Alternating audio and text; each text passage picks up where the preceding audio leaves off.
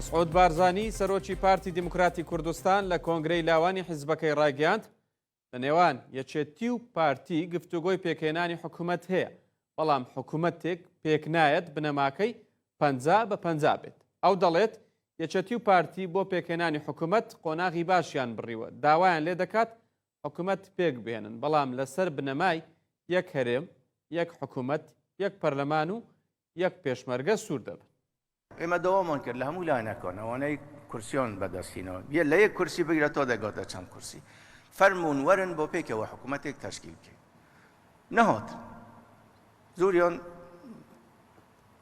ئەو ئۆپۆزیسیۆنیان هەڵبژاردووە، ئەمە احترامی خەیاری ئەوان دەگریم کەیفی خوانە.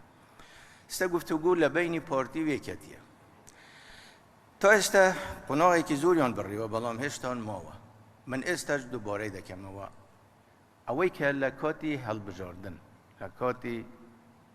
هەڵبژاردن باسم کرد، ئێستاش دووبارەی دەکەمەوە یەک هەرێم، یەک پەرلەمان، یەک حکوومەت، یەک پێشمەرگە. و داواشمەوەیە هەرچی زووتر هەم لە پارتی و هەم لە یەکێتی هەرچی زووترە حکوومەت تەشکیل ببی، بەڵام لەسەر ئەم ئەساسە.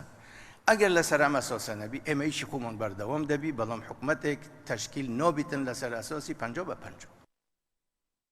هەروەها بارزانی سەرۆکی پارتی دیموکراتی کوردستان لە کۆنگرەی لاوانی حیزبەکەی ڕایگەیاند چی دیکە قبوڵی ناکەن بەغداد موچە وەکو مانگەکانی ڕابردووی لێ بکات. هەموو جارێک بڵێن ئەم واژۆی موچەی کرد و ئەو نەیکرد. دەڵێت دۆخێکیان دروست کردووە وەک ئەوەی هەموو قوربانیەکانی کورد بۆ موچە بووە. مامەڵەکردنی بەغداد ئیهانەکردنە بە خوێنی شەهیدەکانمە.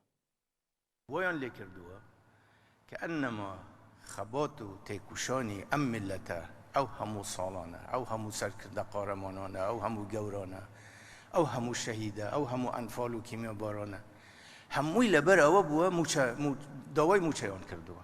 ئەم شێوەی ڕفتاری کە لەگەڵ موچە لەگەڵ میلەتی کورد دەکرێت، لەگەڵ خەڵکی کوردستان دەکرێت، لەمەودا وەکو مانگەکانی پێشوو کردویانە بە هیچ شێوەی قابلی قبول نییە.